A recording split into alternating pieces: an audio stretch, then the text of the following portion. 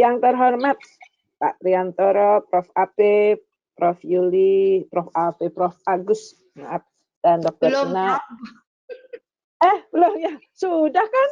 Kemarin itu kan? Sebentar, Bu. Ya, selamatlah Ibu hebat.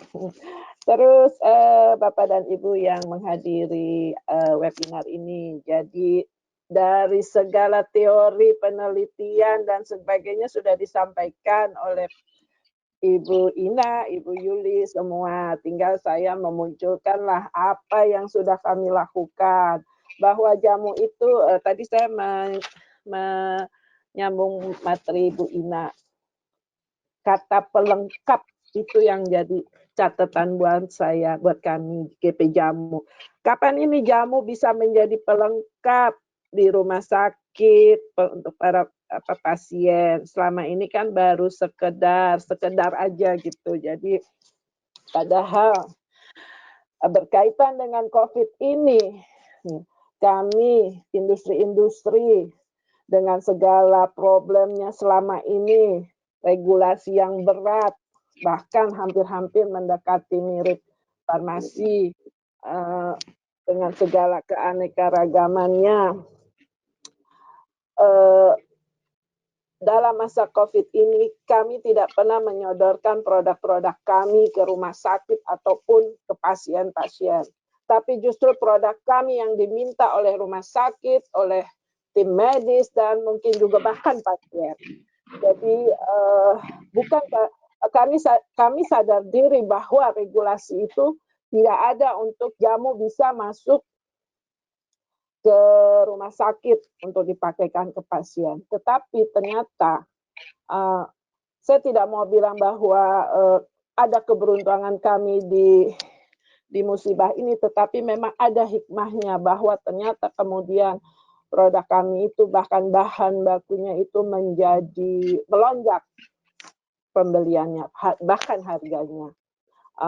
Jadi kalau mau ditotal keseluruhan donasi kami memberikan ke rumah sakit, ke pasien itu tidak kami jual, jadi kami berikan secara donasi ratusan produk sudah kami sumbangkan. Dan itu bukan keinginan kami, tapi karena permintaan. Kemudian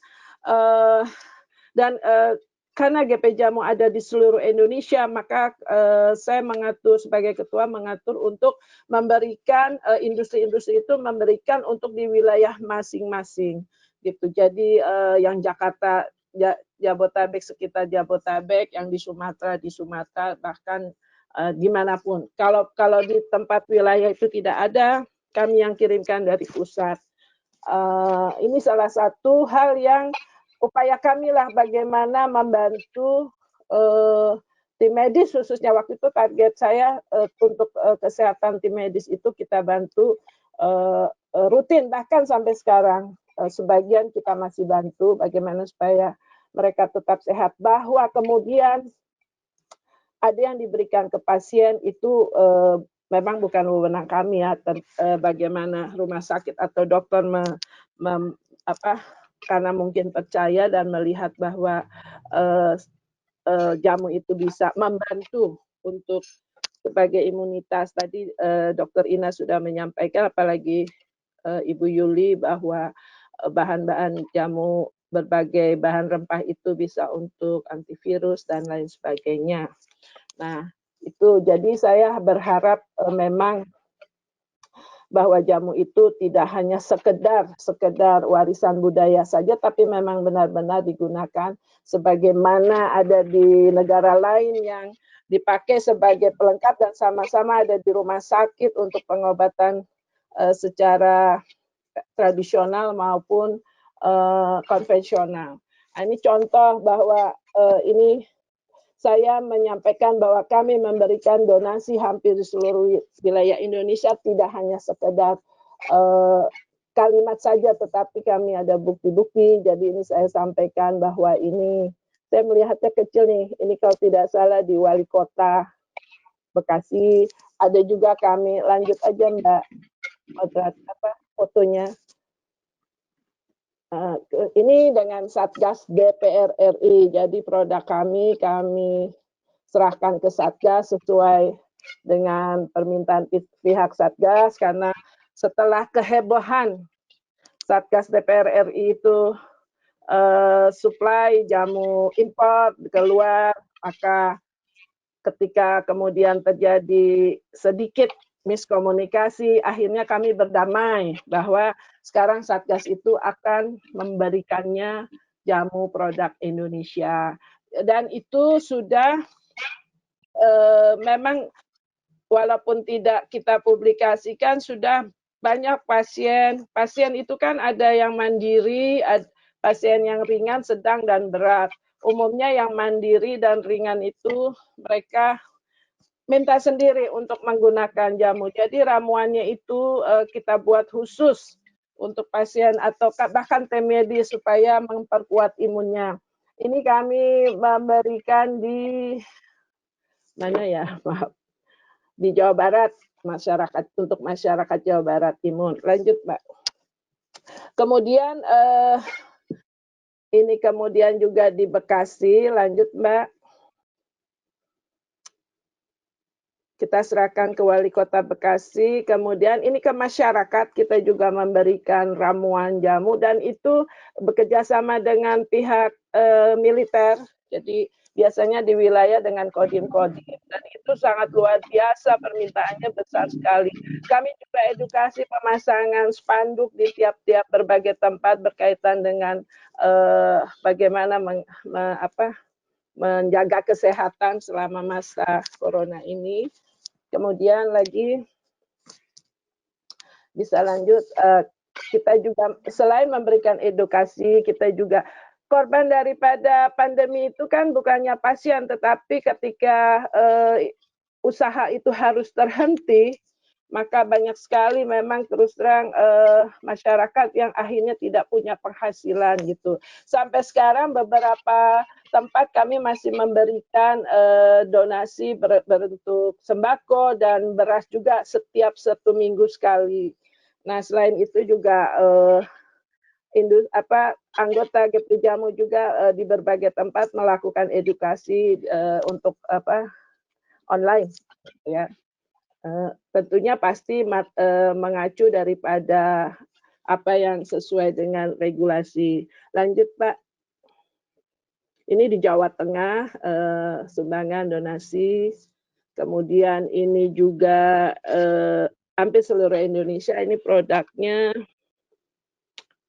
Jawa Tengah ini. Tapi disebar ke seluruh Indonesia dari Deltomed Antangin.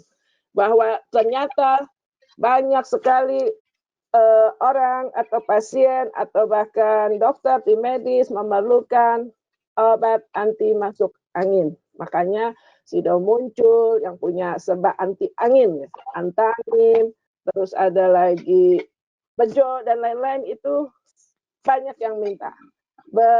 Bahkan dari Bintang 7 kami akan menyebarkan 1 juta vitamin C donasi bulan ini, insya Allah. Nah, juga industri yang bisa buat antiseptik hand sanitizer, membuat, dan itu bukan untuk dijual, kita membuat untuk dibagikan.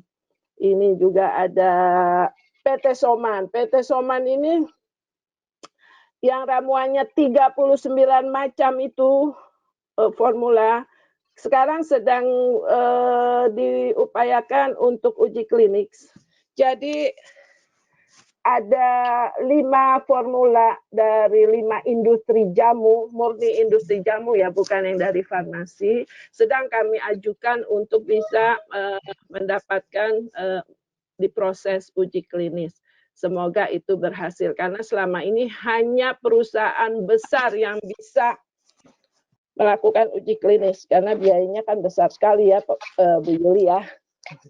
Kemudian lagi tenaga kesehatan ini adalah anggota GP Jamu, ini ketua GP Jamu DKI yang selalu edukasi keliling Indonesia untuk menyampaikan soal jamu dan kesehatan. Silakan dilanjut. Ini juga bentuknya adalah bisa sembako dicampur jamu, gitu. Bahkan kadang diberikan juga antiseptik. Ini donasi beras di salah satu lingkungan di Bekasi setiap seminggu sekali. Ini untuk khusus para lansia.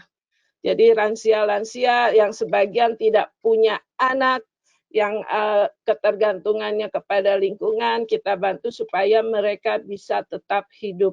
Karena tetangga-tetangganya pun juga yang selama ini suka membantu ternyata tidak mempunyai penghasilan. Selain beras, kami pasti kasihkan juga jamu, menjaga kesehatan, jamu dan vitamin. Boleh lanjut? Ini di jalanan kita bagikan ramuan jamu yang bentuk cairan yang bisa langsung diminum. Ini waktu bulan puasa, bulan Ramadan kemarin, kerjasama dengan Kodim Wilayah Bekasi.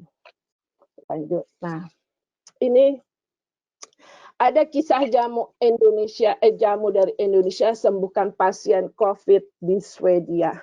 Jadi ini kami nggak tahu cerita ini, tahu-tahu muncul beritanya. Ternyata si pasien ini akhirnya bisa berhubungan. Kami dengarkan cerita dia. Jadi dia orang Indonesia yang tinggal di Swedia. Pada saat dia berangkat ke sana, pada transit di Doha itu sudah merasakan sakit. Begitu sampai Swedia, mereka langsung ke rumah sakit, dites dan disuruh pulang. Nah, hasil tesnya pada waktu itu belum menyatakan positif. Nah, setelah di rumah itu mereka mulai merasakan kesakitan yang luar biasa pada umumnya pasien COVID itu.